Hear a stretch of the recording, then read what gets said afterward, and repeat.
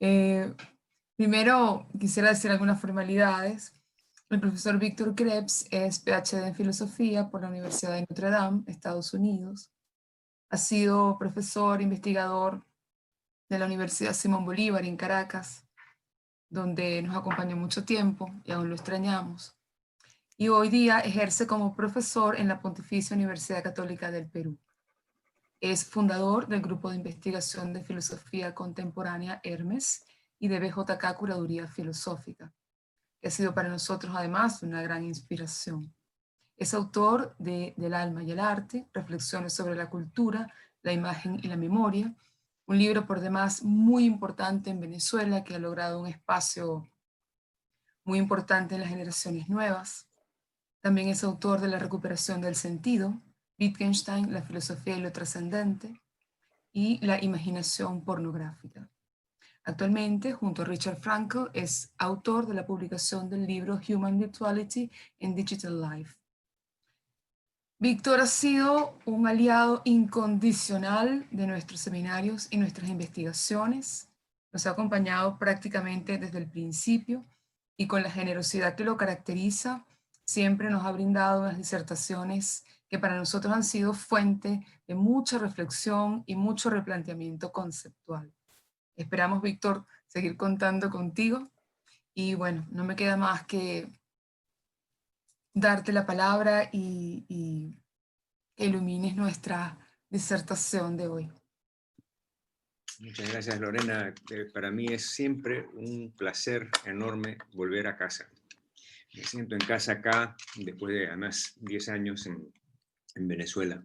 Me sorprende, después de haber escuchado la magnífica presentación de Juan Alonso y Elena, que estamos todos tratando desde nuestras perspectivas de ponerle palabras o nuevos conceptos a las experiencias que estamos teniendo que ya no encajan con ninguno de los conceptos que teníamos antes. Y es interesante ver las confluencias que hay entre los diferentes intentos. Espero que se muestre algo y que en la discusión salga, digamos, la confluencia de algunas cosas que voy a decir yo y algunas cosas que he escuchado y de aquellas que he entendido, porque hay muchas cosas ahí que hay que hablar para aprender el lenguaje que cada uno estamos creando, ¿no? Yo voy a leer una pequeña...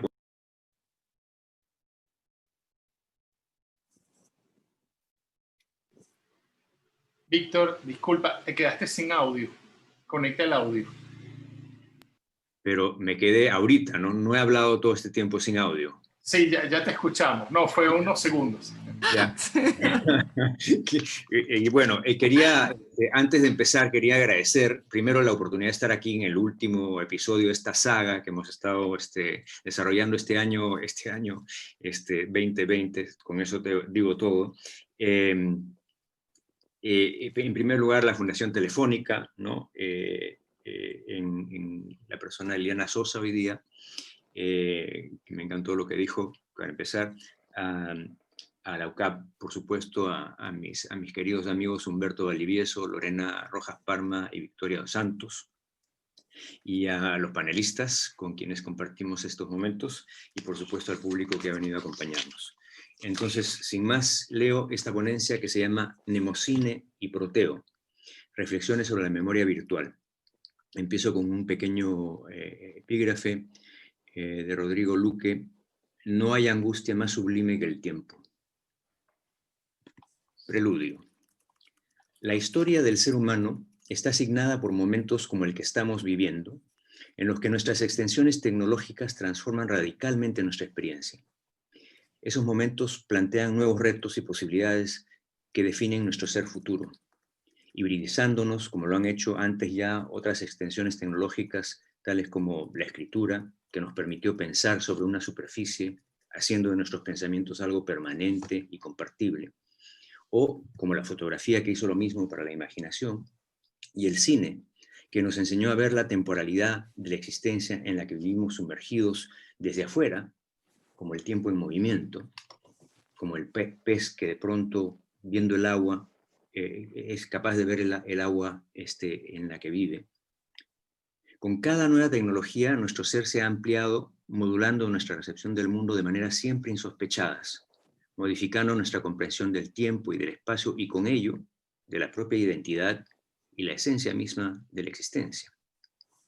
Quisiera pensar en la dinámica de transformación que está ocurriendo en nuestra vida digital, entre la fijación de la experiencia que se le atribuye a la memoria y la incesante mutabilidad de nuestra experiencia en el tiempo y el espacio en el mundo virtual, como una danza entre Mnemosine, diosa de la memoria, y el volátil dios del mar Proteo, quien mutaba su forma a fin de no tener que vaticinar el futuro.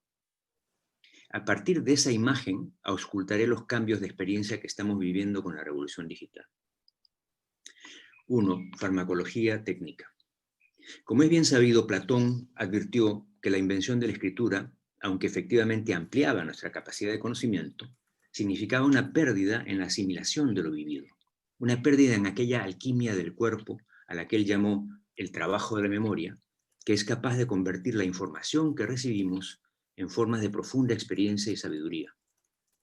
En otras palabras, aunque nos proporcionaba un medio inédito para darles permanencia a nuestro pensamiento, y por lo tanto potenciar el crecimiento del saber, la escritura también parecía dispensar con nuestra capacidad, como lo pondría Rilke, de hacer nuestras vivencias carne en nosotros, mirada y gesto, sin nombre y ya indistinguibles de quienes somos. En realidad, en esa observación, Platón estaba identificando el aspecto farmacológico de toda técnica. El hecho de que, como lo pusiera McLuhan, cada extensión requiere de una amputación. O como lo indica la palabra griega fármaco misma, que la tecnología es siempre remedio y veneno a la vez. Por eso es que, a pesar del justificado temor platónico por la nueva invención, con el tiempo esa pérdida del trabajo de la memoria fue compensada por nuevas formas de hacer, por medio de la misma escritura, la labor constitutiva de la conciencia que parecía amenazada por la nueva técnica. La escritura reconstituyó, o capaz, mejor, reintegró la memoria en nuestro pensamiento, forjando así lo que eventualmente sería nuestra conciencia escribal moderna, aquella que empezamos ahora también a mutar. Con la digitalidad, entonces, pareceríamos estar frente a otro momento en el que la memoria se encuentra bajo el mismo peligro de ser desplazada o sustituida en su función. Y quizás, igual también que con la escritura, podríamos estar viviendo con la digitalidad la posibilidad de una nueva reconstitución de la memoria y la consecuente hibridación de nuestra conciencia moderna. En efecto, las reflexiones del posthumanismo reconocen esos cambios constitutivos en nuestras formas de pensar ya como evidentes procesos actuales que se hace indispensable considerar. Número 2, conciencia trágica, un pequeño epígrafe de Gilles Deleuze. El objetivo del platonismo es privar a la naturaleza del ser que le es inmanente, reducir la naturaleza a una mera apariencia y juzgarla en relación con un ideal moral que la trasciende. Quizás la forma más inmediata de describir nuestra época sería simplemente afirmando que nuestra concepción del ser humano como Homo sapiens se encuentra en crisis. El pensamiento consciente y racional con el que hemos identificado a nuestra especie está experimentando un radical descentramiento.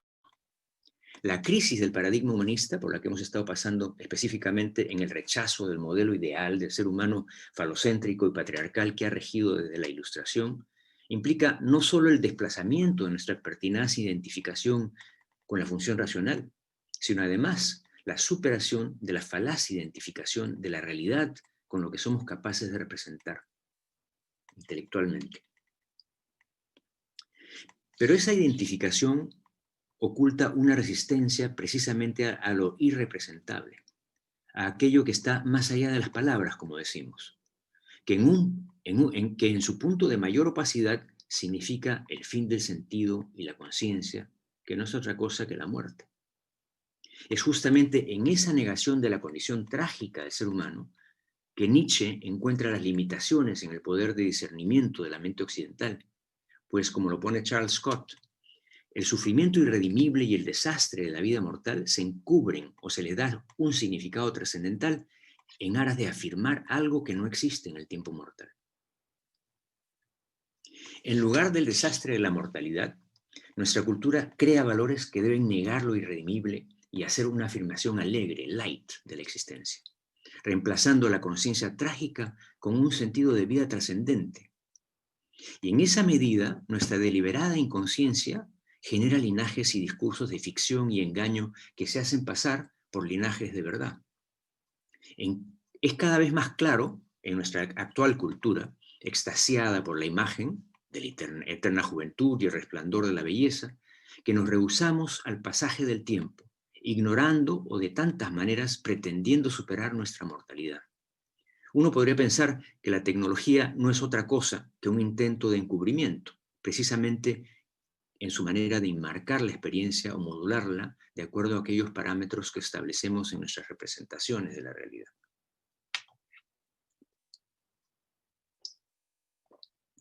Por eso es que cuando pretendemos hablar de lo que más nos afecta, no lo hacemos sino esquizofrénica y cobardemente y de la manera más insuficiente y parcial, ya sea como teoría de lo sensible, en que simplemente hacemos eco de aquellos conceptos elementales de la representación que invisibilizan lo más importante, o como teoría de lo bello, que embrujada y por el resplandor solo ve la realidad en los reflejos que la teoría misma se hace, que no son sino espejismos.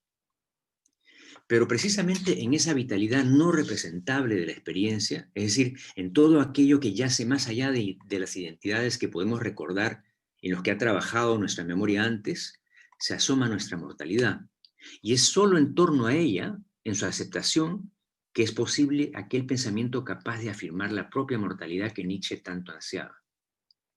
En todo caso, considero que las circunstancias epocales, en particular aquí el desarrollo de la tecnología digital y el advenimiento de lo que llamamos el mundo virtual, exigen que empecemos a concebir la vida humana desde una perspectiva sustancialmente diferente a aquella que ha prevalecido en nuestra cultura. Bueno, ahí acabó el contexto filosófico de lo que voy a decir ahora. Ahora empiezo a hablar más de la memoria y de la danza en Mnemocine, en esta tercera sección que se llama Relaciones Infinitesimales, y empieza con un pequeño epígrafe de Nietzsche, que dice: por muy largo tiempo el pensamiento consciente se consideraba el pensamiento en sí. Solo ahora nos damos cuenta que, por lejos, la más grande parte de nuestro espíritu permanece consciente y desapercibida. La vitalidad que nutre el pensamiento y habla siempre sin forma, siempre en movimiento, siempre en transformación, escapa a toda representación. Y es que, como observaba Deleuze, los conceptos elementales de la representación, definidos como condiciones de la experiencia posible, son demasiado generales, demasiado amplios para lo real. La red es tan laxa que deja escapar hasta los peces más grandes. Es justamente en el espacio entre el conocimiento cognitivo y la experiencia material que efectúa su danza Mnemocine, madre de todas las musas. Mnemocine es sensualidad y su paso es como el de Proteo, que siempre muda, dejándonos el trueno, pero escapándosenos en el relámpago. Y así la memoria representacional se queda corta frente a la sensación corporal. Compuesta de ideas y conceptos mentales, es vacía de afectos o impresiones sensibles. Es mecánica repetición. Mnemocine, por otro lado, es la memoria vital que emana de nuestro cuerpo. Es pura espontaneidad. Según Hesíodo, en la Teogonía, es de Mnemocine que deriva su autoridad la palabra de reyes y poetas. La diferencia entre estas dos formas de memoria a las que estoy aludiendo se hace evidente en una escena de la película de Netflix Living with Yourself, que cuenta la historia de un hombre obligado a compartir su vida con su clon. En algún momento el clon, enamorado de la mujer, de su homólogo, intenta convencerla de que él realmente recuerda todo lo que ellos habían hecho juntos, por lo que no se encontraría ninguna diferencia si decidiese quedarse con él en vez de con su verdadero marido. Ella trata de explicarle que aunque él podría recordar, por ejemplo, haber estado en su luna de miel con ella, su memoria clonada es solo la dimensión mental de esa ocasión. Por no haber estado allí, sus recuerdos carecerían precisamente de la conciencia sensible que insufla la memoria y de la que emerge y deriva originalmente su poder, el concepto. 4. Mnemocine digital. En nuestra experiencia física, las repeticiones que producen los hábitos por los que recordamos algo que se ha constelizado en el pasado como una identidad, ocurren de modos controlados por las palabras y los parámetros sociales que todos compartimos, no solo en virtud de nuestras categorías de representación, sino también por compartir todos el mismo espacio empírico.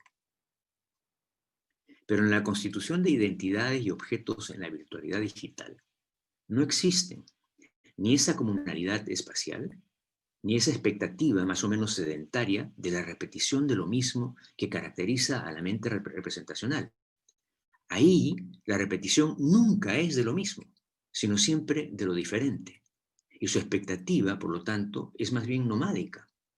La memoria virtual empieza a constituir no en función de semejanzas o de repeticiones de lo mismo, percepciones gruesas que obedecen a las limitaciones de nuestros sentidos y que nos anclan en el mundo de la representación, sino en función de diferenciales, intensidades que no son percibidas sino cuando son generadas digitalmente.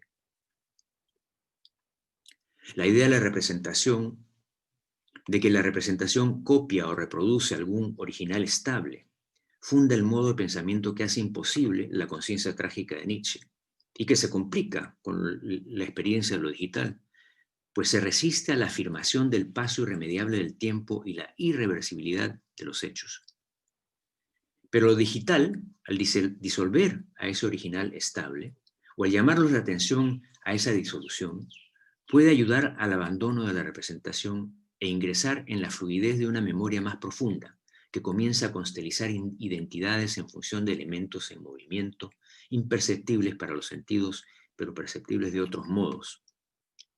No solo en las funciones de nuestros lentes fotográficos, por ejemplo, que nos dan acceso a la realidad cotidiana en dimensiones antes imposibles, y mucho menos en el nivel masificado que lo vemos ahora, o a la velocidad de la luz con la que podemos ahora visualizar lo que está pasando al otro lado del globo, o a la versatilidad de las innumerables apps, sino además a las asociaciones subconscientes que se comienzan a hacer posibles por la sobreabundancia de la información y las múltiples frecuencias de comunicación y pantallas a las que nos sometemos o sometemos a nuestros cuerpos simultáneamente todos los días.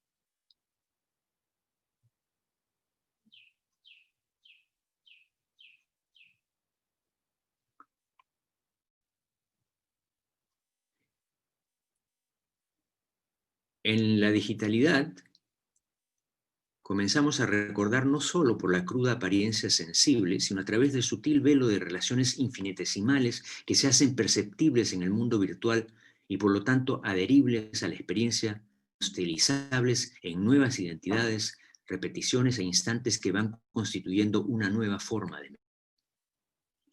El místico visionario William Blake escribió en su poema El matrimonio del cielo y del infierno que si las puertas de la percepción se purificaran, todo aparecería como es, infinito. Es justamente esta saturación de movimiento y posibles presentaciones en la digitalidad, ninguna de las cuales logra nada más que la constelación de lo presente, transitorio y efímero, lo que convierte a la memoria virtual en una facultad proteica por la que empezamos a vivir en el flujo, sin conceptos, salvo aquellos que debemos imponer por razones puramente pragmáticas. Número 5, detrás del juego. Empiezo con una pequeña epígrafe. El tiempo es un tablero en el que los niños juegan hermosamente, de Heráclito. La danza de Mnemosine con Proteo ocurre en esos limbos que se abren entre estados de materia. La memoria ahí no es tanto un asunto de constatación como de originamiento. Es decir, no tanto de un testimonio, sino una recreación o la creación de nuevos espacios de conciencia. Es justamente a esa memoria más profunda a la que apela Fernando Escudero en su texto de la curaduría de la obra de Juan Barbosa Gubo, que estamos viendo en este momento, cuando nos invita, cito, a mirar con detalle aquellos elementos que en conjunción ocurren en los espacios entre estados de la materia. Encontrarás obras que se quedaron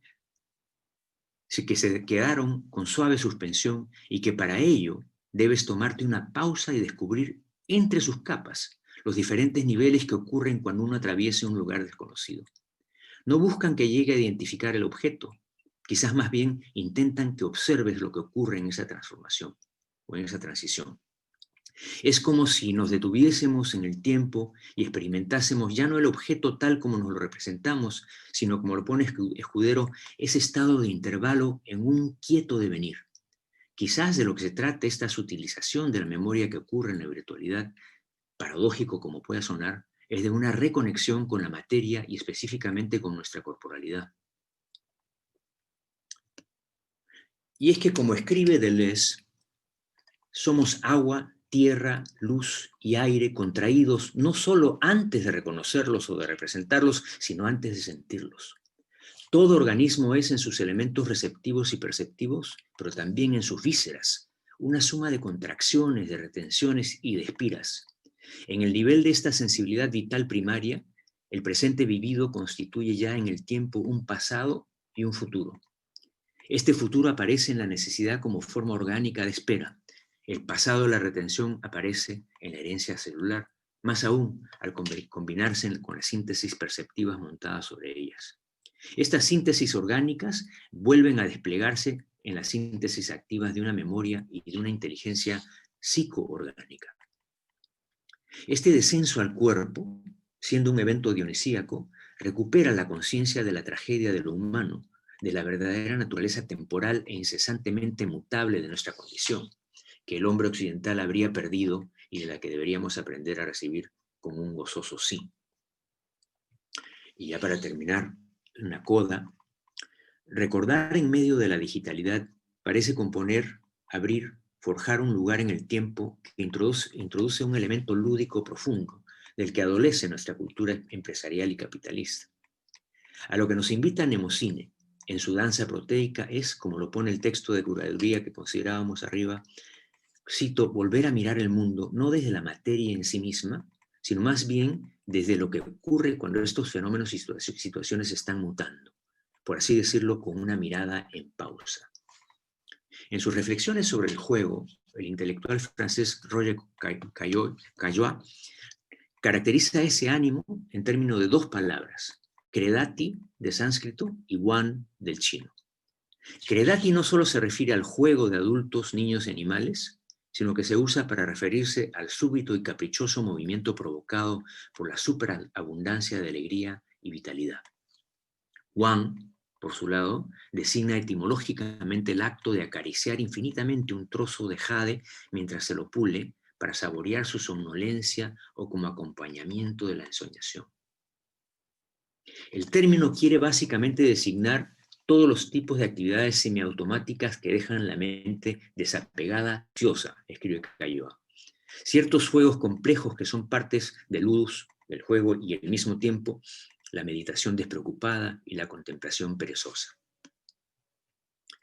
Hay entonces un cese de la intención, un cese de la conciencia, una concentración en el momento de ahora que, como explica Caillois, no está orientado hacia el proceso, el cálculo o el triunfo sobre las dificultades, sino hacia la calma, la paciencia y la especulación ociosa.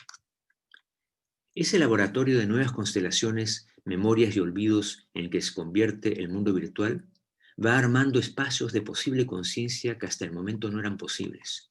Pero la virtualidad digital es una nueva versión expresada en un registro diferente, en discursos diferentes, de la realidad psíquica, el sueño, el ensueño, la fantasía y el ámbito del juego, donde la imaginación y la memoria forjan nuestra realidad.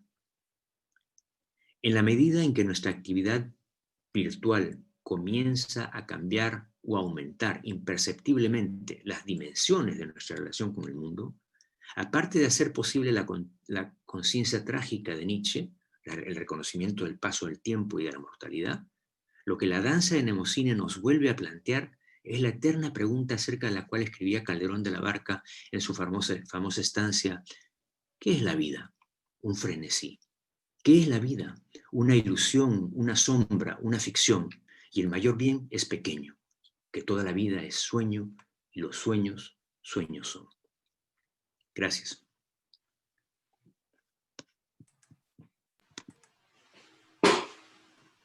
Gracias, Víctor. Bueno, extraordinario, como siempre, hermosísimo, e intensa ponencia. Felicitaciones. Me encantó. Qué bueno.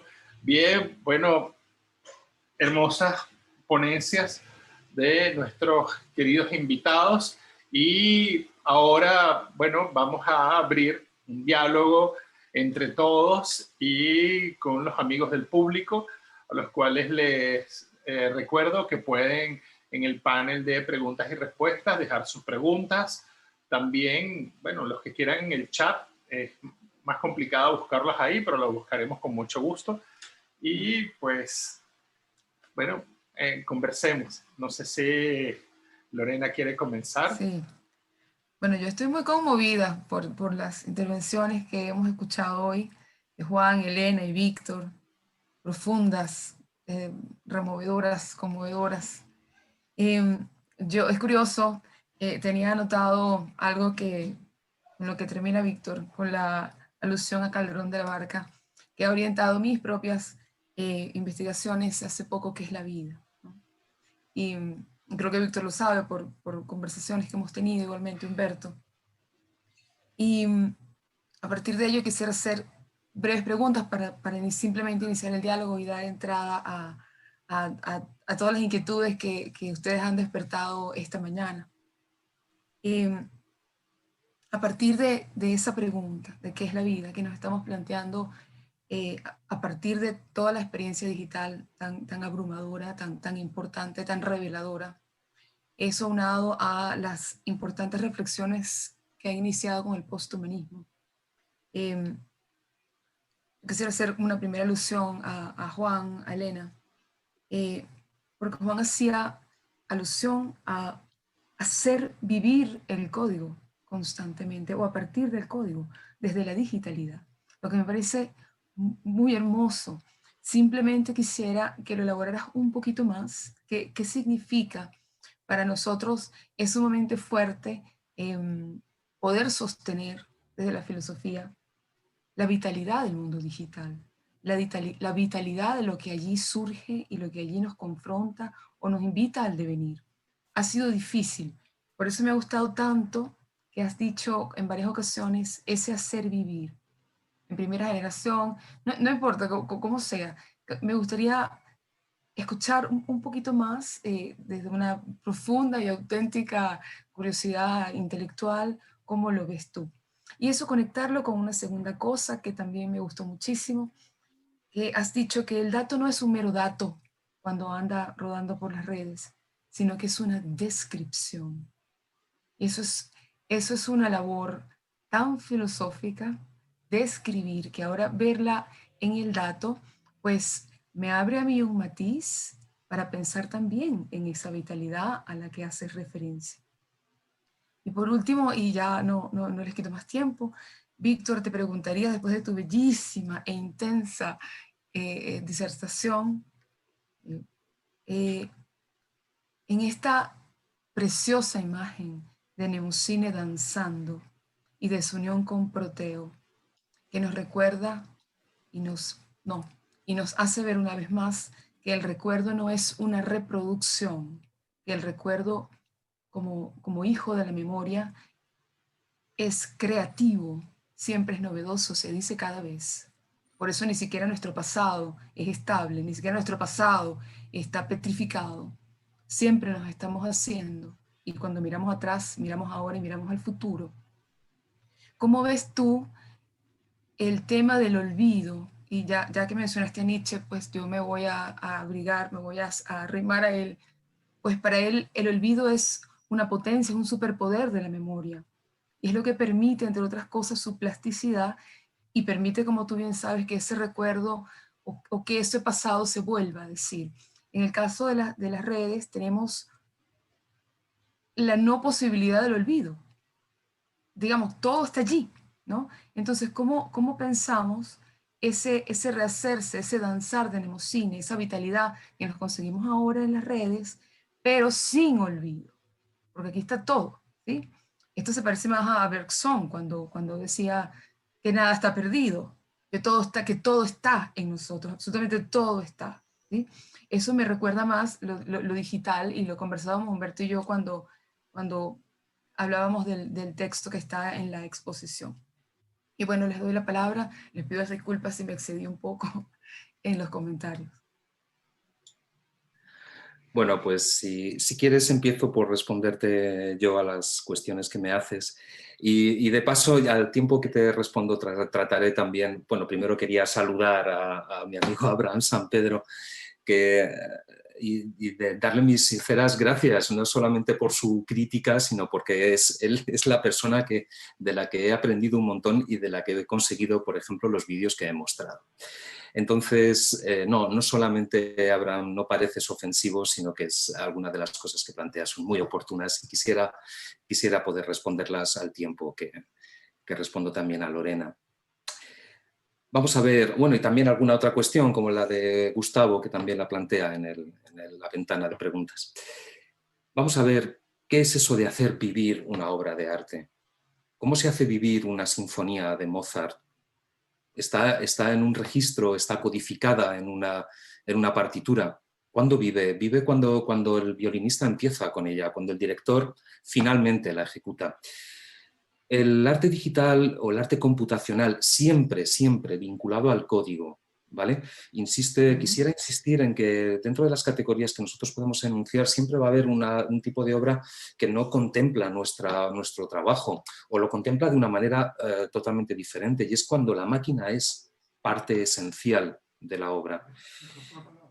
No, me refiero a la máquina, el cacharro, el aparato, ¿vale?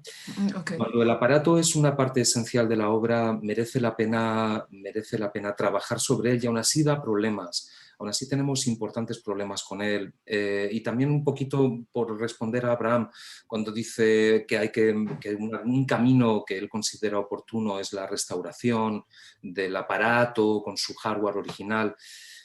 Vamos a poner como ejemplo una obra de Wolf Bostel que hay en el Museo Reina Sofía en Madrid, en España, que es una serie de aparatos de vídeo dispuestos con unas grabaciones que, bueno, creo que datan del año 1963, es decir, aquella instalación es de 1963, pero la obra que estamos viendo, que podemos ver hoy, es de 1995, es decir, tuvo que ser completamente cambiada.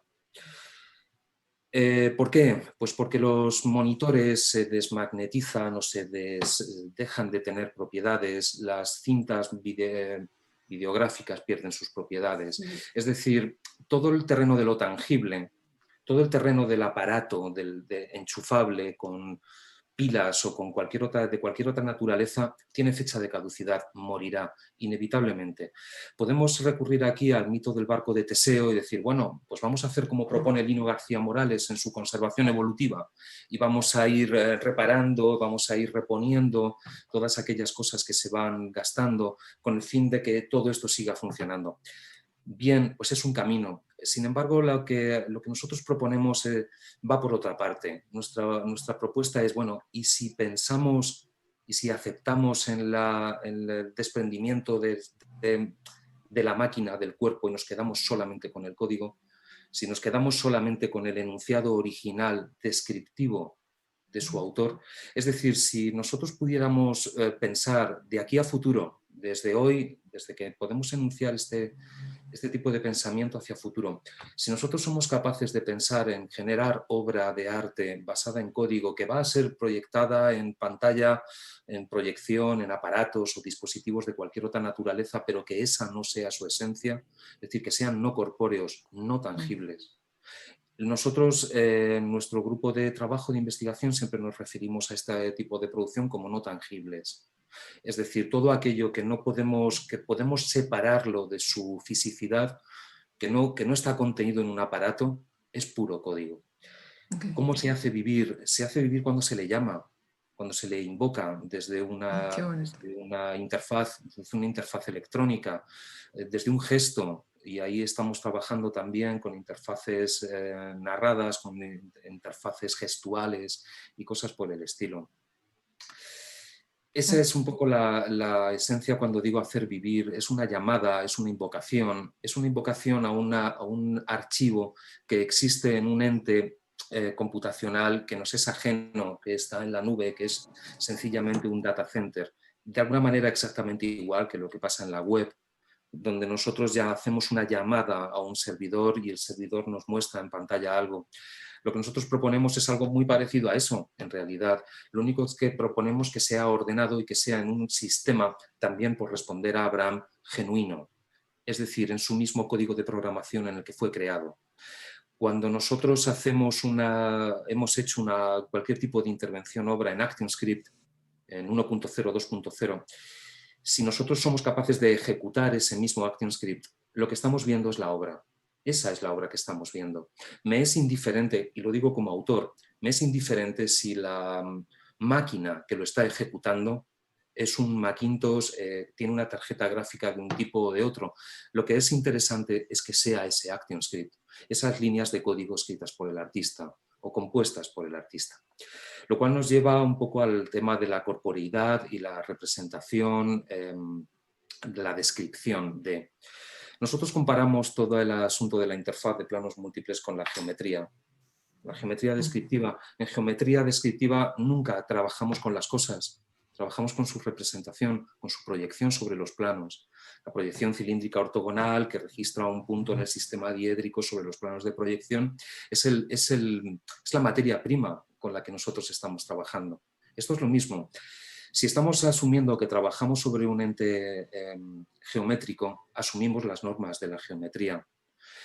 La cuestión es si ese registro es lo que quiere representar o solo su descripción. En digital siempre es su descripción. Si nosotros somos capaces de coger cualquier archivo que está en nuestro ordenador, en nuestra computadora, y la abrimos, lo que vamos a ver es una serie interminable de instrucciones. Lo que hace el ordenador es atender a esas instrucciones y componerte una imagen, un texto, cualquier otro tipo de cosa. Y realmente poco más hay. Téngase en cuenta que la geometría descriptiva es múltiple, es reversible, es abatible, funciona hacia adelante y hacia atrás. Y para nosotros es una metáfora perfecta del tiempo ahora, del tiempo ahora en el que vivimos, del lugar en el que vivimos. Muy bello, muchísimas gracias. Vale. Víctor, había una pregunta para ti. Estás en silencio. Víctor, estás en silencio. Micrófono. Ya es analizable este olvido. A propósito del olvido. Exacto. Es interesante lo que... No sé si es que estoy entendiendo lo que ustedes están diciendo en la representación y... O sea, la diferencia entre la representación geométrica o el algoritmo y digamos, la materialización en el cacharro que sea, ¿no es cierto? Que pueden ser distintos. En cada una de esas, mi pregunta es, en cada una de esas nuevas instanciaciones, ¿tenemos nosotros la misma obra de arte o tenemos la obra de arte tal como se actualiza en este momento? Supongo que la respuesta va dirigida a mí. La obra de arte, tal y como su representación, su apariencia o el nivel de consciencia que podemos tener sobre ella, es la que decide el artista y el comisario interpreta. Es decir, cualquier representación que pueda abarcar el sistema que nosotros proponemos siempre va a estar en manos de A, el artista, y B, el comisario de exposición.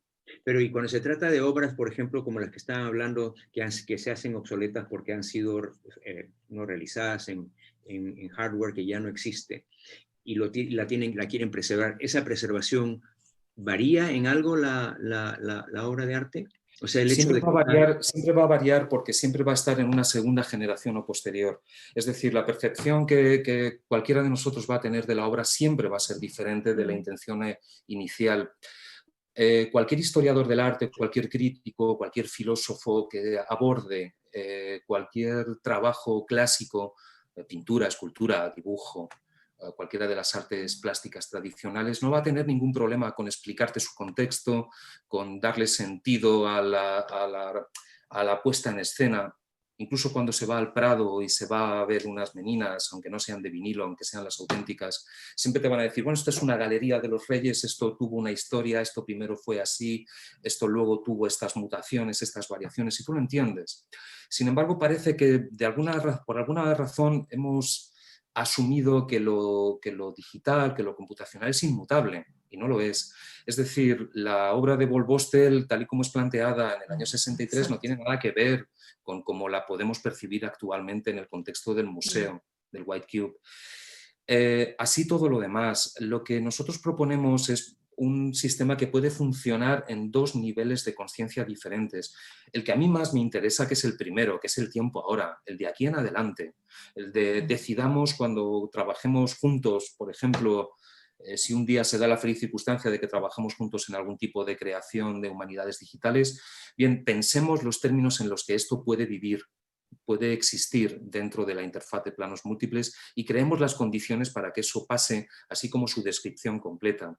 Decía Lev Manovic que se lamentaba mucho de que en la primera época de la historia del cine no se hubiese registrado adecuadamente, correctamente, las sensaciones y las percepciones tanto de los cineastas, artistas, público, como de los distribuidores o de aquellas primeras personas que proyectaban cine en las pequeñas ferias de pueblo, ¿no? Porque se ha perdido para la historia del arte esas sensaciones, esas percepciones. Manovic sugiere que con los medios digitales, con la obra digital, deberíamos estar haciendo eso. Y eso es lo que propongo como segunda generación, no como primera.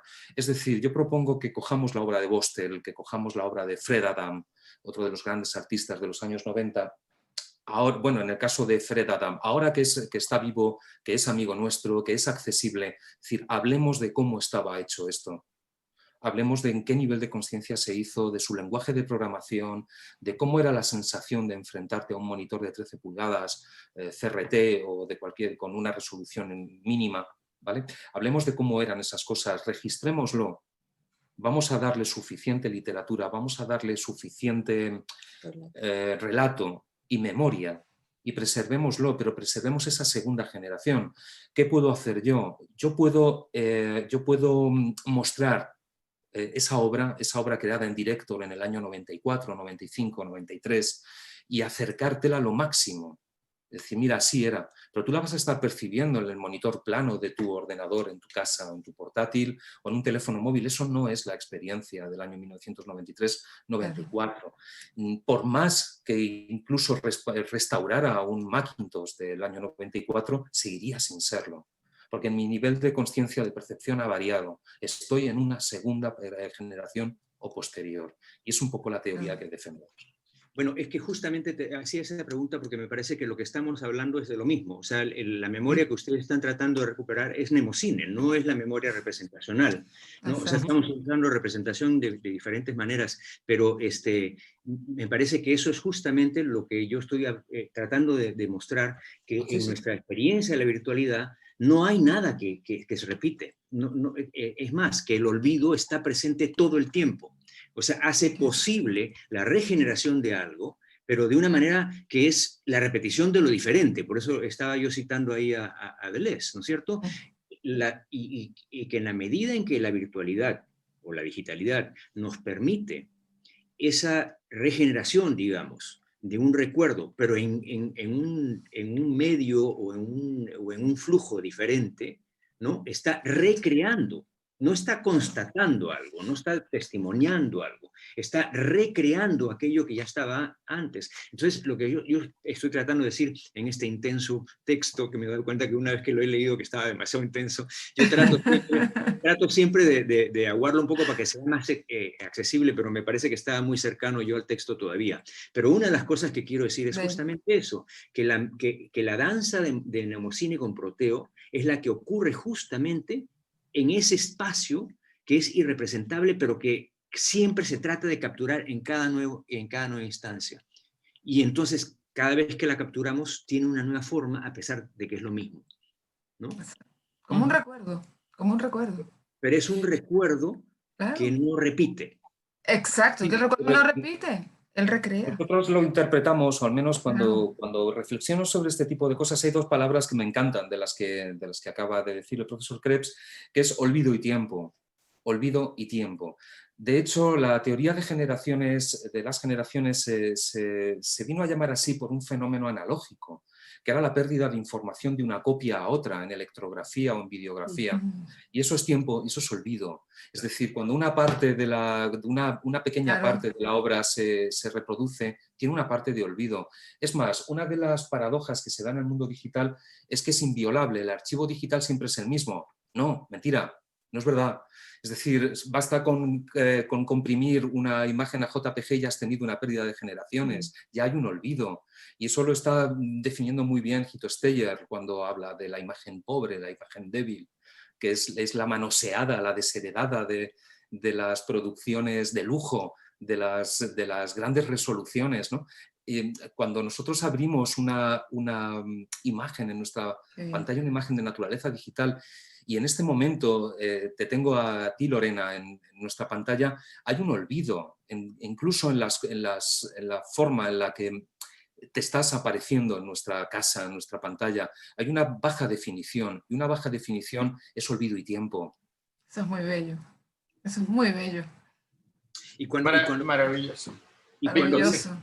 cuando dices, por ejemplo, que dijiste algo así como que no es la comunicación entre el ser humano y la máquina, sino el ser humano y otro ser humano a través de la máquina. Correcto. ¿Podrías elaborar un poquito de eso? Porque me parece que eso está conectado con lo que estamos hablando ahorita, pero quisiera verlo. Bueno, eso es uno de los principios que enunciaba sobre todo Echevarría y José Luis Brea cuando a finales de los años 90 fundaron la revista pionera de NetArt, alepharts.org. Uno de los principios fundacionales de aquella experiencia tenía que ver con la disociación de la máquina del pensamiento digital. Es decir, yo no le estoy hablando a una máquina, yo le estoy hablando a usted, yo estoy con usted. Exacto. Es decir, estoy con usted a través de la máquina, a través de la tecnología. Estoy con usted y con cualquiera de los demás asistentes a esta pequeña reunión, a este encuentro, ¿no? Es decir, yo no quiero hablarle a una máquina. Y ahí me voy a meter un poco más en el rol de diseñador o de profesor de diseño. Cuando les digo a mis alumnos, nuestro objetivo cuando creamos una interfaz electrónica, cuando creamos una aplicación para el móvil, no es comunicarnos con el aparato, con la máquina. Es poner en comunicación seres humanos a través de la tecnología. Esta es una idea que me persigue una y otra vez en todos los ámbitos de mi desempeño profesional desde que se la oí decir a José Luis Brea. Es una máxima que intento llevar a rajatabla y que nos acerca a ese principio que hemos llamado humanismo digital, más que humanidades digitales. Porque Elena y yo hemos asistido a algunas conferencias, a algunos congresos en los que se ha hablado de humanidades digitales y siempre es máquina, siempre es la base de datos, siempre es el nuevo software que se ha desarrollado para esto, el nuevo ordenador de esta otra cosa, etcétera. Cuando en realidad nosotros lo que queremos hablar, cuando nosotros discutimos entre nosotros o discutimos con el profesor Alcalá, que anda por ahí también entre el público, o con cualquier otra persona, es la persona a la que tengo delante, incluso cuando estamos trabajando a través de las interfaces gráficas, de los botones, de los simples estímulos visuales emergentes en una pantalla. Y en el arte digital pasa lo mismo, hay una comunicación entre el artista o la artista digital y la persona que observa. Si es a través de una interfaz, sigue siendo una comunicación de persona a persona, sí, a través de la... Sí, es lo que la filosofía estética viene a llamar la experiencia estética, es decir, una conexión, vamos a llamarla mística o vamos a llamarla especial entre un autor y una persona que está contemplando un dibujo de Durero, bueno, pues resulta que estás conectando con una persona que es el artista, con la persona que fue retratada.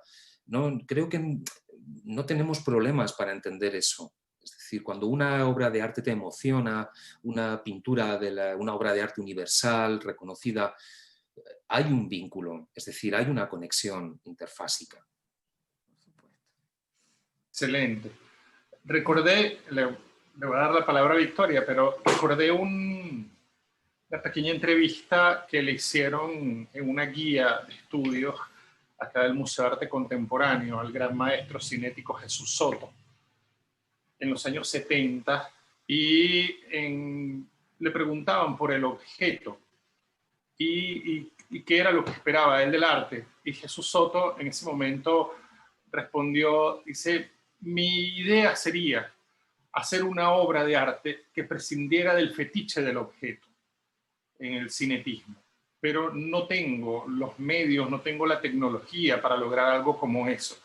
Porque mi obra de arte no está en el objeto, ni está asociada al objeto. Mi obra de arte, dice él textualmente ahí, está en el quantum filosófico, pero no sé ni tengo cómo representarlo. Y no sé si lo lograré algún día. Pues claro, Soto murió antes de todo esto que estamos viviendo ahora, pero sería interesante ver en estas experiencias estéticas cómo llega hasta ahí. Vicky. Muchas gracias, Humberto. Y bueno, gracias a los profesores Elena, Víctor Krebs y Juan Alonso por las ponencias. Tenía una pregunta inicial para Elena y Juan Alonso, pero creo que ya con la pregunta que hizo Lorena y las respuestas que dieron quedó bastante clara. Sin embargo, me atrevo y la comparto.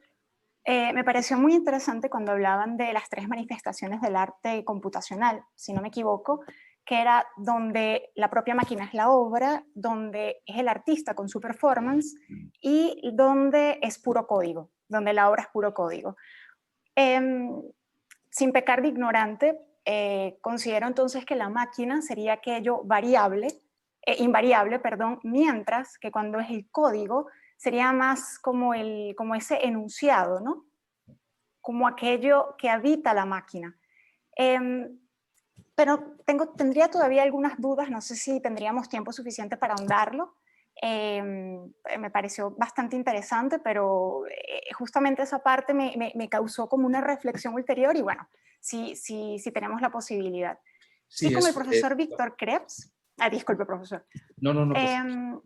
Víctor, cuando hablabas de esa sobreabundancia de información, de frecuencias, en este 2020 podemos verlo muchísimo con esta inmersión hasta obligada en lo digital, ¿no?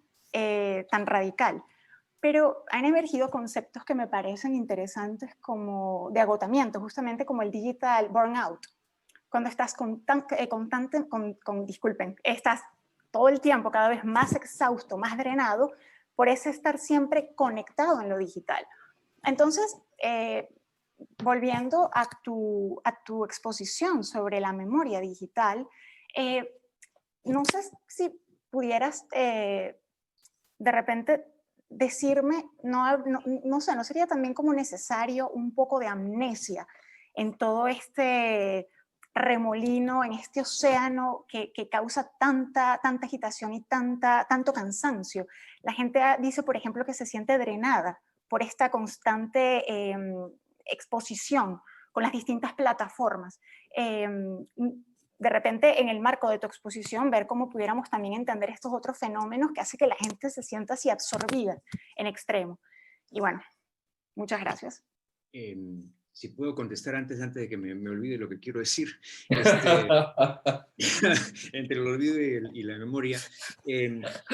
Cuando yo cito a Deleuze, somos tierra, aire, ¿no es cierto? Antes de percibirlo, antes de sentirlo. Y a lo que estamos llegando es a una psicomemoria, una psicofísica. Me parece que hay diferentes niveles a los cuales nos afecta nuestra experiencia con lo virtual. Y ese agotamiento del que estamos hablando es un agotamiento que tiene que ver con nuestra conciencia cognitiva. Eso es lo que se tranca y es lo que se satura. Pero a mí me parece que en la medida en que estamos más expuestos a esto, comienzan a abrirse diferentes formas de percepción a diferentes niveles de conciencia.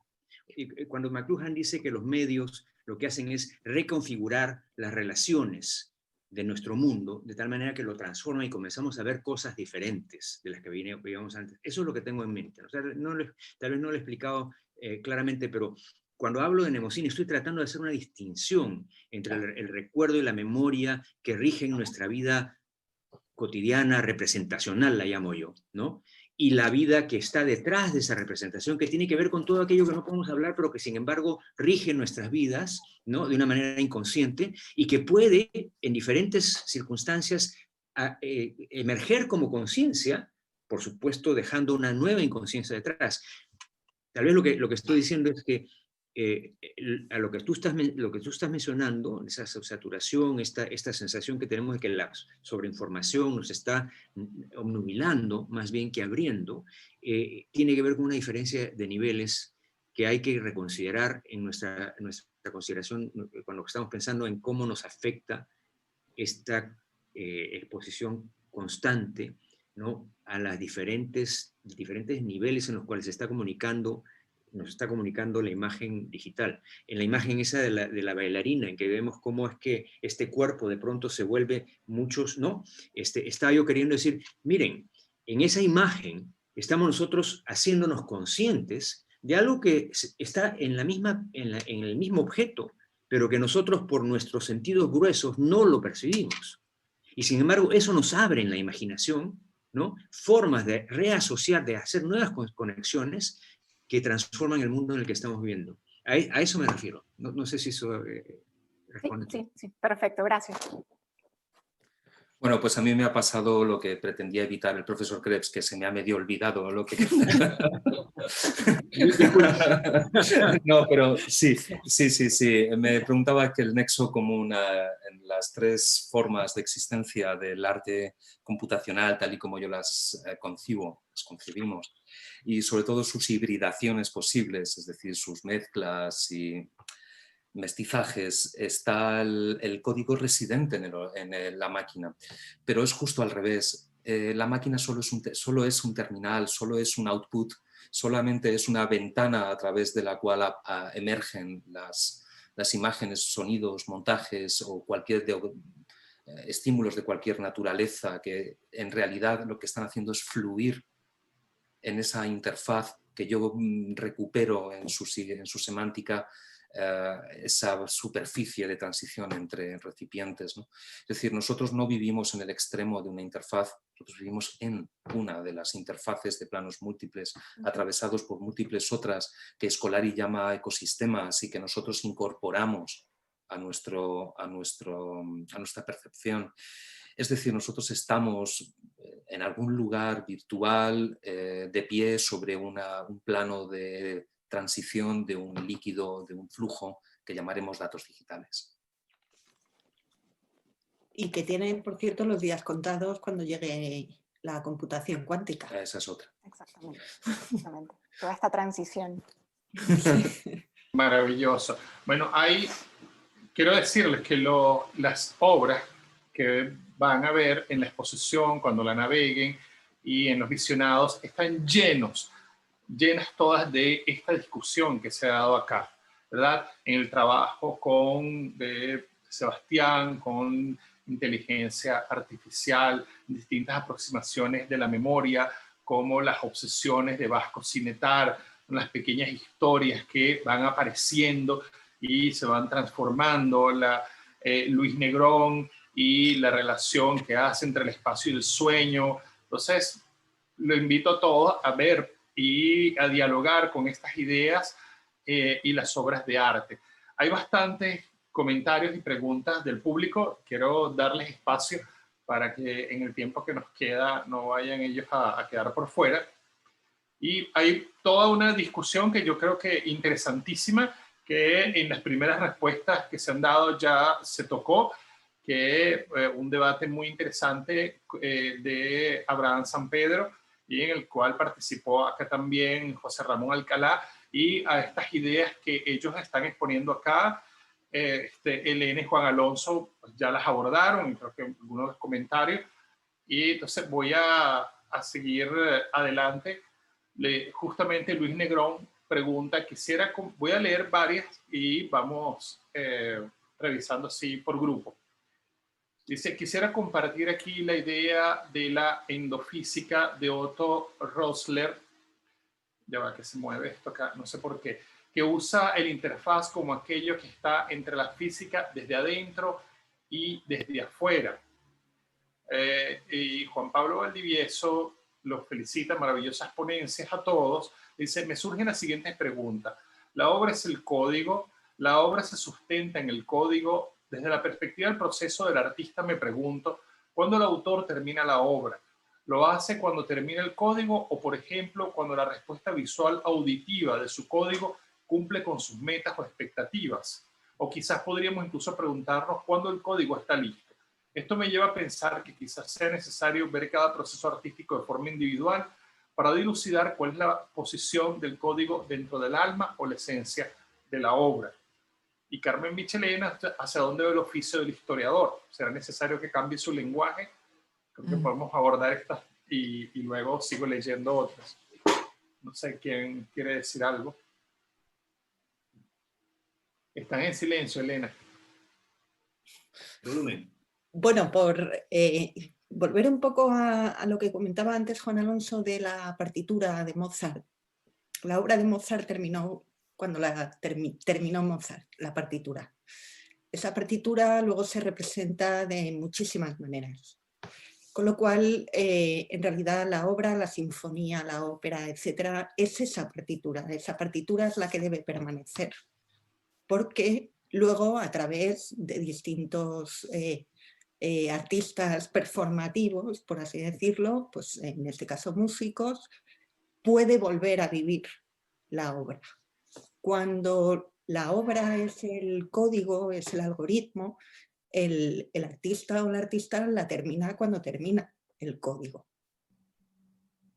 Ese código, evidentemente, son unas instrucciones, igual que en el caso musical, pues hay unas notas, un sistema gráfico, etc. Cuando un artista trabaja con código, está utilizando un sistema apropiado en función de determinado código de programación o del programa que quiera utilizar, y esa obra es en ese código en la que permanece. Muy bien.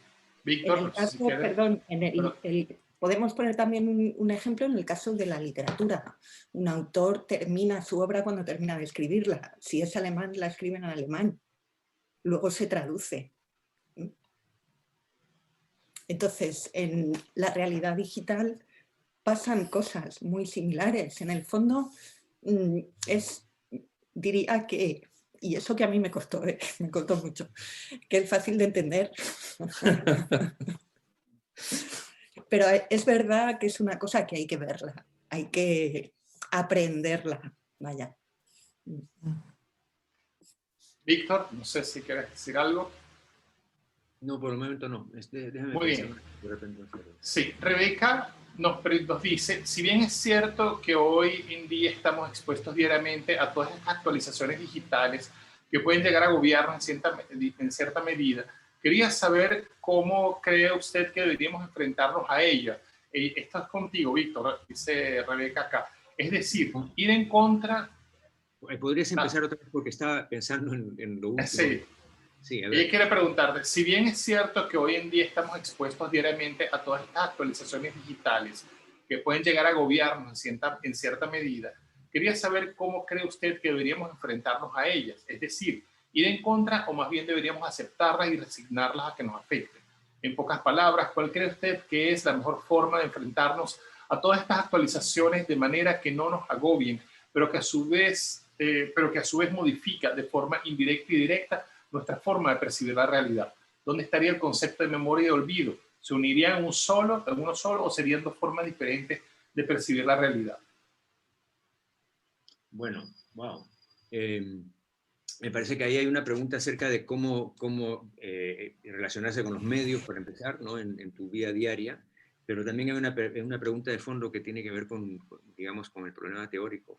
Y yo pienso que lo primero que tenemos que considerar es que la tecnología es un fármaco, o sea, tiene ambos lados, tiene ambas potencias, tiene la potencia de abrirnos o de cerrarnos, ¿no es cierto? Es remedio y es veneno a la vez. Entonces, con eso en mente, a mí me parece que siempre la actitud necesaria es la de atención acerca de cuándo es que esto te está abriendo un horizonte o cuándo te está obnubilando la visión. Y eso me parece que tiene que ver con la experiencia individual de cada uno, ¿no? Cómo es que uno utiliza sus dispositivos, cómo es que está relacionado con la tecnología, ¿no? No sé qué más podría decir sobre eso, en realidad. Tal vez Elena y Juan Alonso. Sí, es curioso porque efectivamente yo también creo que es una cuestión individual. Dedicándonos como nos dedicamos a lo digital, yo por ejemplo no tengo redes sociales ni nada parecido y le doy mucho al silencio a pesado y efectivamente es una decisión. Sin embargo, con respecto a lo digital, vamos a llamarlo revolución digital, que empezó hace 30 años, siempre ha habido dos posiciones que en realidad es un arco de posibilidades. Tenemos los apocalípticos del tipo, bueno, esto es lo peor que nos ha pasado, vamos a deshacernos, moriremos, dejaremos de ser humanos, etc. Y luego tenemos a los entusiastas, ¿no? Creo que hay, entre parte y parte, ahí hay un recorrido tremendo. Tampoco es fácil posicionarse en un momento dado aquí y aquí me quedo, porque también eso se transforma en función de todas nuestras necesidades. Pero creo que esta persona se refiere sobre todo a la capitalización, vamos a decirlo así, de lo digital.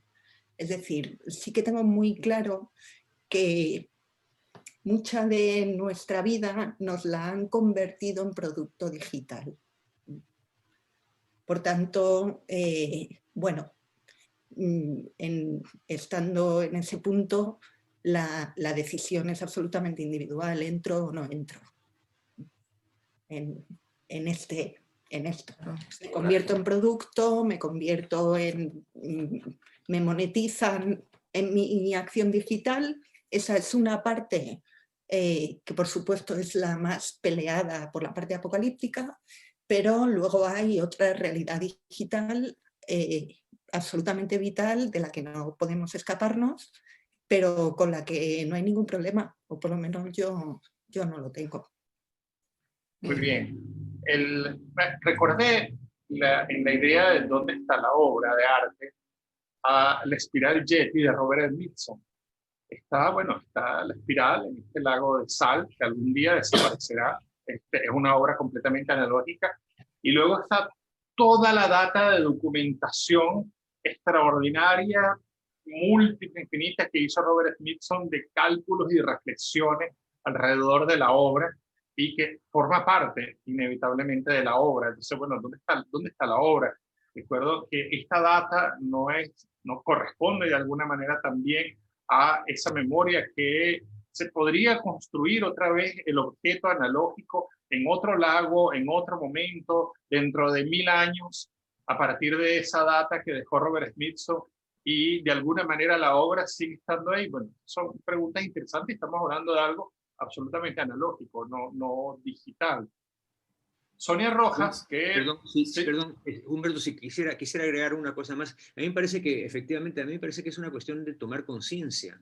Tomar conciencia no solamente del hecho de que hay el peligro pues, estamos lidiando con dos mundos diferentes. Un mundo que está ahí, que nos puede satisfacer todos nuestros deseos. Hay digamos, una atracción psicológica muy potente que está siendo utilizada, además, por parte de una cultura consumista, ¿no? De la que tenemos que estar conscientes, pero por otro lado está la potencialidad que tiene la digitalidad, y entonces hay que estar consciente en esos dos aspectos para poder tomar esa decisión que me parece que es efectivamente individual, tiene que ver con cómo vive uno. Yo también estoy muy metido en lo digital, pero soy muy consciente de que, por ejemplo, mi celular, yo lo escondo por partes del día.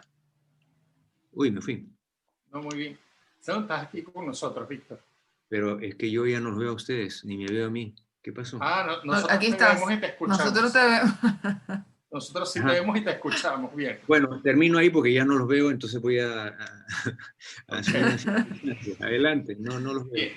Sonia Rojas, que participa con nosotros en la exposición, voy a leer varios comentarios y preguntas y los abordamos en general porque nos quedan pocos minutos. Buenos días, gracias por este maravilloso espacio. La virtualidad le ha permitido al ser humano fantasear con la ilusión de controlar el tiempo. En la virtualidad, el tiempo se puede acelerar, devolver y detener hasta repetir. ¿Cómo se relacionaría con la memoria esta nueva concepción del tiempo?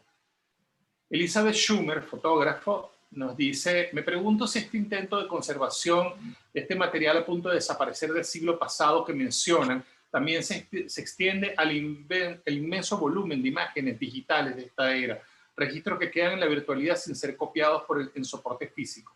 ¿Qué puede decirnos sobre el museo o sitio permanente donde este material podría quedar registrado para la posteridad? ¿Quién se ocupa de seleccionar, editar y archivar este material para un acceso universal futuro a modo de biblioteca del siglo XXI?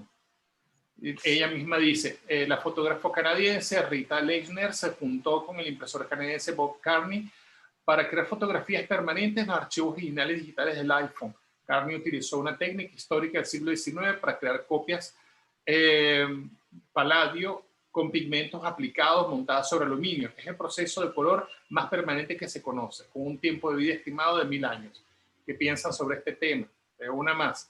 Joaquín Márquez, ¿cómo imaginar la humanidad virtual por venir? ¿Habrá más o menos diferencia entre los que pueden llevar vidas humanas y los que solo sobreviven sin conexiones y memoria? Joaquín Márquez, filósofo, que ha participado como panelista con nosotros acá. Y leo una última, Paola Rojas, ¿sería posible hablar de remasterización en el contexto de recuperación del arte digital? Y Carlos Jiménez, mi pregunta es para Juan Alonso y Elena, me gustaría saber si creen que con la evolución de la tecnología o el futuro, sería posible de alguna manera capturar ese contexto que rodea las obras y producciones digitales para reproducirlo junto con la obra. O si por el contrario, aunque pudiera ser registrado, se convertiría en parte de la obra dejando el contexto.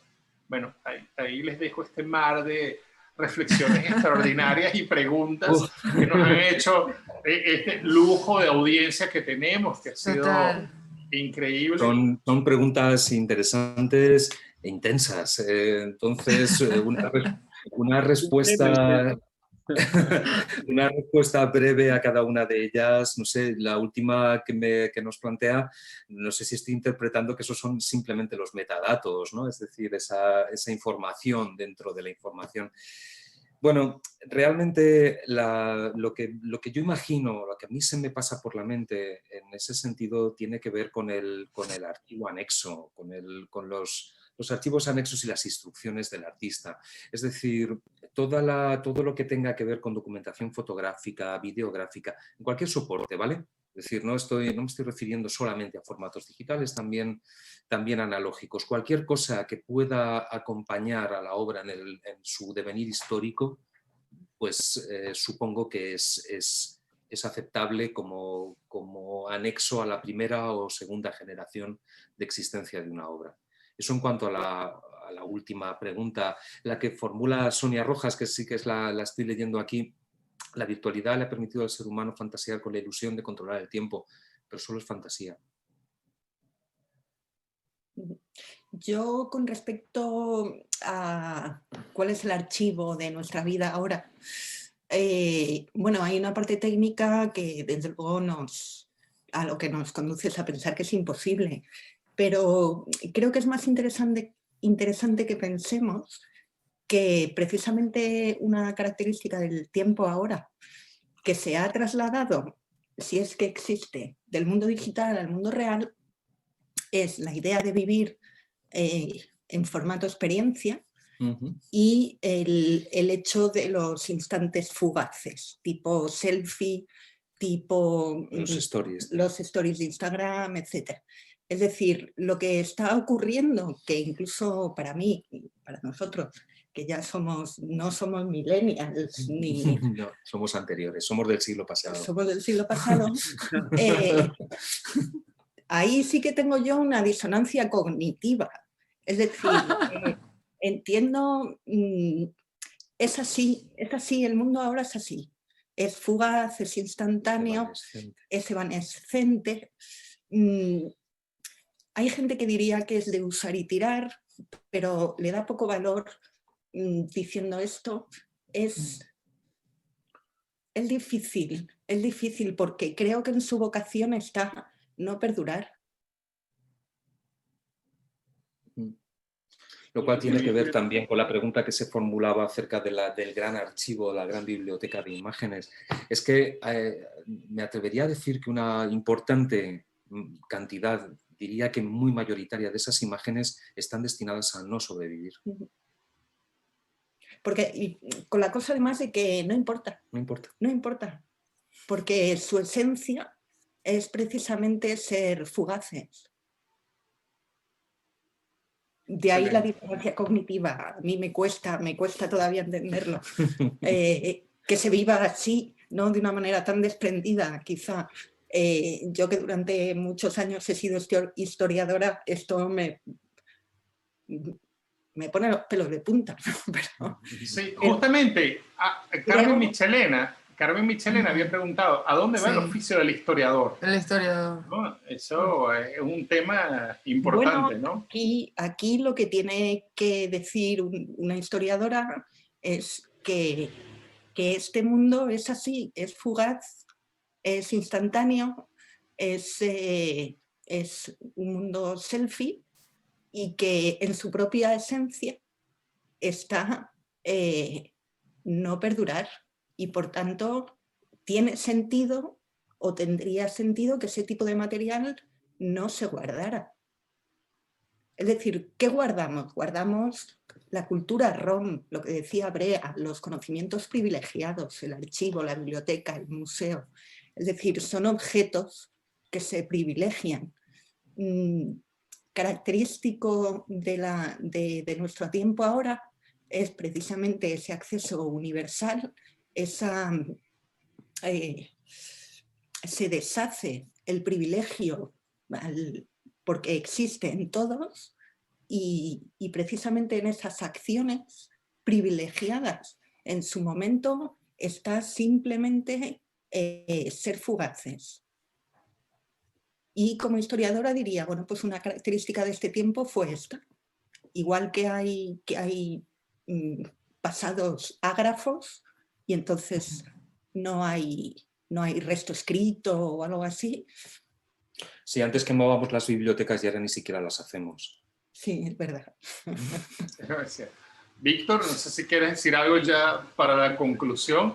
No, sí, claro que sí, porque me parece que la temporalidad del tiempo es un factor esencial en la experiencia con la digitalidad. En primer lugar, la tecnología siempre ha tratado de detener el tiempo, o sea, de salvarnos de la mortalidad.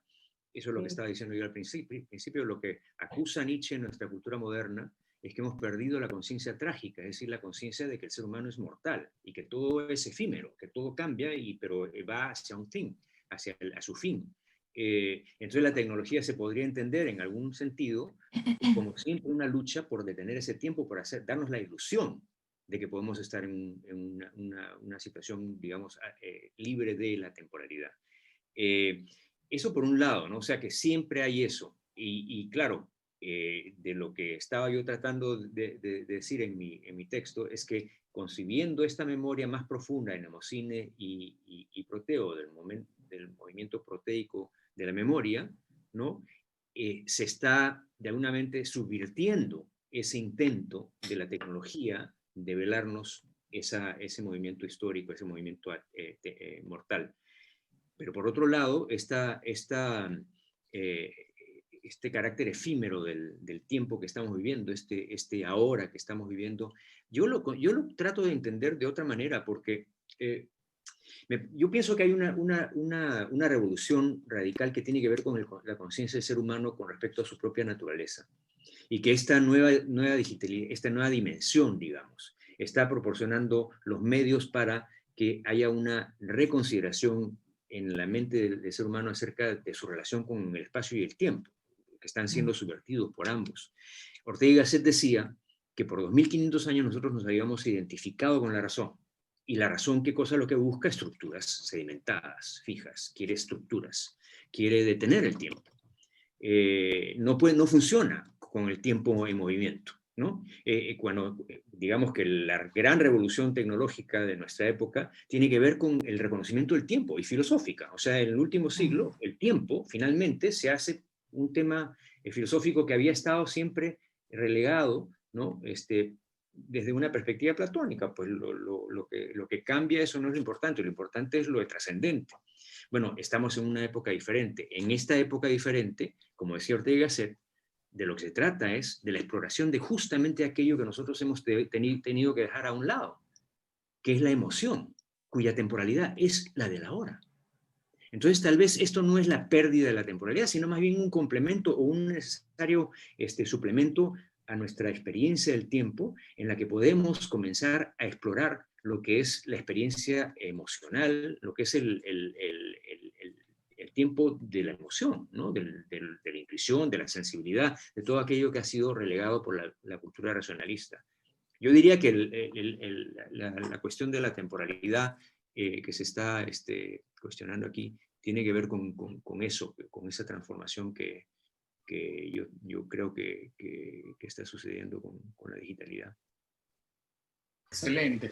Bueno, cierro con un comentario de nuestro querido amigo José Ramón Alcalá, que también fue panelista de nuestro seminario. José Ramón dice: la fugacidad de la obra digital queda superada por el rol del relato, que nos describe qué ocurrió en el tiempo instantáneo de la duración de esa obra digital. Por tanto, guardamos el archivo. Muy bien. Bueno, hemos tenido una jornada extraordinaria. Creo que este cierre ha sido de la primera temporada de Next. Ha sido un lujo. Tendremos una temporada el año que viene, pero todavía no ha terminado esto porque vamos a publicar todos los videos que tenemos, que son horas de video interesantísimos. Vamos a publicarlo por tanto las discusiones como las participaciones individuales de cada uno de los panelistas para que, bueno, esté para la memoria del mundo todo este material, para que crezca la cultura. Viene un libro el próximo año de lo que ha sido este primer año de Next, con todas estas reflexiones y la participación de todos los que hemos estado acá. Eso quiere decir que, bueno, este es un proyecto todavía en expansión y en tránsito, en el cual nos reencontraremos el próximo año. No sé si Liliana está por ahí para que despidamos. Me faltó agradecer al principio al Centro de Estudios en Línea de la Universidad Católica, Andrés Bello, que han sido tan maravillosos de proveernos de estas salas de Zoom y de toda la asistencia técnica. Pues les agradecemos muchísimo. Hacen un trabajo increíble. Quiero decirles también que hoy también festejamos que nuestro aliado cultural Parque Hacienda La Trinidad inaugura su proyecto web y lanzó una página maravillosa. Los invito a verlo. Y bueno, aquí seguimos todos en contacto con Fundación Telefónica, que es pues, nuestro impulso fundamental para seguir pensando la cultura digital. Liliana. Gracias, Humberto, y gracias a todos. Excelente mañana. La verdad es que, como lo dice, un cierre de lujo. Este ciclo de seminarios que culmina hoy en alianza con ustedes, que a lo largo de todo este año hemos aprendido a que la cultura, bueno, se transformó digitalmente. Sin embargo, como todo lo que hemos vivido ha sido digital y virtual, yo creo que detrás de todo eso tecnológico, a pesar de ser una empresa de telecomunicaciones, la parte humana siempre tiene que estar presente, el contacto siempre tiene que estar vivo, presente detrás de todos los equipos y detrás de toda la tecnología. Bueno, para nosotros un placer estar nuevamente con ustedes. El año que viene seguramente vamos a hacer muchas cosas nuevas. Creo que todos estos seminarios pudieran unirse y hacer un solo evento de cultura digital. Lo vamos a pensar, a ver qué cosas chéveres podemos sacar por allí. De verdad que a los artistas, y por favor visiten la exposición que está bellísima, de verdad que las fotos, los visionados, bueno, Lorena, como siempre, Victoria y Víctor, bueno, ya es oficial en los seminarios nuestros, así que para el año que viene comprometido. Muchísimas gracias, Víctor, por acompañarnos todo este año en los seminarios, de verdad que, y tus palabras lo dejan a uno así como, bueno, relajado y pensativo, la verdad que muchísimas gracias. Un placer estar acá nuevamente y cuenten con Fundación Telefónica para el año que viene. Feliz fin de año también para todos, que ha sido un año súper difícil, pero bueno, la verdad es que hemos aprendido y hemos salido adelante con todo esto. Gracias, Humberto, nuevamente. Gracias, Liliana. Bueno, Elena, Juan Alonso, Víctor han sido extraordinarios, agradecidos en el alma. Seguiremos colaborando.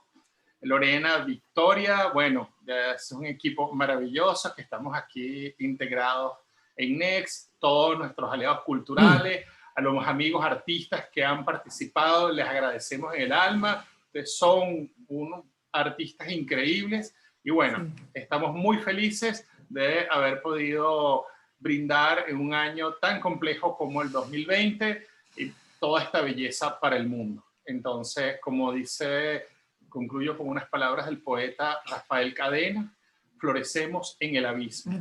Y un poco lo que hemos hecho en este año junto con Fundación Telefónica. Bueno, muchísimas gracias. Feliz fin de año. Muchísimas gracias. Gracias. Gracias. Un gusto. Gracias. Cuídense, un placer. Chao. Igual. Adiós. Chao.